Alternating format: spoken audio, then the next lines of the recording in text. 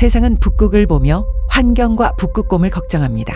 하지만 강대국들의 눈에 북극은 지도가 아니라 영수증입니다. 최근 전쟁 뉴스를 유심히 보십시오. 폭격 소리보다 먼저 들리는 건 재건 비용, 동결 자산, 그리고 기금 이야기입니다. 전쟁이 끝나기도 전에 그들은 이미 계산서를 꺼내 들고 있습니다. 물론 아직 공식 문서에 찍힌 도장은 없습니다. 하지만 지금부터 들려드릴 이야기는 공개된 발언과 사건들을 하나의 흐름으로 엮은 해석입니다. 북극의 핵심 그린란드. 트럼프는 왜 이 거대한 얼음 덩어리를 집요하게 언급했을까요? 재정의 상당 부분을 외부 보조금에 의존하는 그린란드는 국가라기보다 인수합병 대기 중인 기업에 가깝습니다. 반면 스발바르 제도는 다릅니다. 국제조약에 묶인 사실상 잠긴 영토입니다. 갖고 싶어도 가질 수 없는 땅이죠. 그래서 트럼프의 계산기는 자연스럽게 그린란드로 향합니다. 살 수 없다면 통제권을 인수한다. 이 모든 시나리오가 완성되는 곳은 북극이 아닙니다.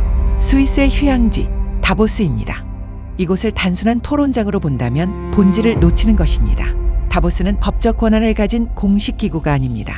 하지만 바로 그 점 때문에 이곳에서 오가는 비공식적 합의의 무게는 때로는 국제조약보다 더 크게 작용해왔습니다.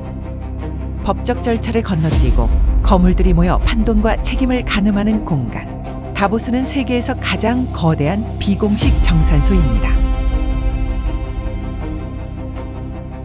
다보스가 정산소라고요? 의심이 드신다면 1988년을 떠올려 보십시오. 그리스와 터키가 전쟁 직전까지 치달았던 해. 지중해는 긴장으로 끓고 있었고 총성이 터지는 건 시간 문제였습니다. 그러나 그 긴장을 완화시킨 결정적 계산은 유엔의 결의안도 공식 중재도 아닌 다보스식 비공식 합의 구조에서 이루어졌습니다. 다보스는 평화를 만드는 곳이 아닙니다. 이곳은 전쟁을 지속할 때의 비용과 지금 멈출 때의 이익을 계산해 각자의 계산서 위에 서명을 받아내는 비즈니스 센터입니다. 그리고 지금 트럼프가 제안한 평화위원회 역시 인도주의적 결단이 아닌 철저한 다보스식 정산 비즈니스의 연장선에 놓여 있습니다.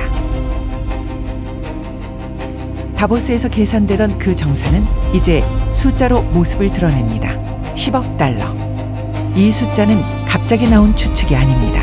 최근 블라디미르 푸틴 러시아 대통령은 국가안보회의 공개 발언에서 그린란드 이야기를 꺼냈습니다. 미국의 그린란드 인수 문제는 러시아와 직접적인 관련은 없다고. 그러면서 하나의 전례를 꺼냅니다. 19세기. 미국은 러시아로부터 알래스카를 720만 달러에 매입했고 푸틴은 이 금액을 현재 가치로 약 1억 5,800만 달러로 환산합니다. 그리고 이렇게 덧붙입니다. 알래스카의 면적, 그리고 그 땅의 전략적 가치를 대입해보면 그린란드의 가치는 2억 달러에서 10억 달러 사이. 미국은 그 금액을 충분히 감당할 수 있을 거라고. 이 순간 그린란드는 더 이상 상징적인 땅이 아닙니다. 국가 정상의 입에서 공개적으로 가격이 매겨진 전략 자산이 됩니다.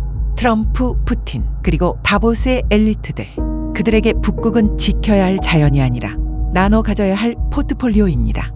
과거의 전쟁이 피로 지도를 그렸다면 지금의 전쟁은 회의실에서 펜으로 그려집니다. 총을 쏘지 않아도 국경은 바뀝니다. 가치를 떨어뜨리고 조건을 만들고 가장 쌀 때 인수하는 것. 그것이 그들이 말하는 평화의 실체입니다. 전쟁이 끝나서 계산이 시작된 게 아닙니다. 계산이 가능해졌기 때문에 전쟁을 멈추려 하는 것입니다.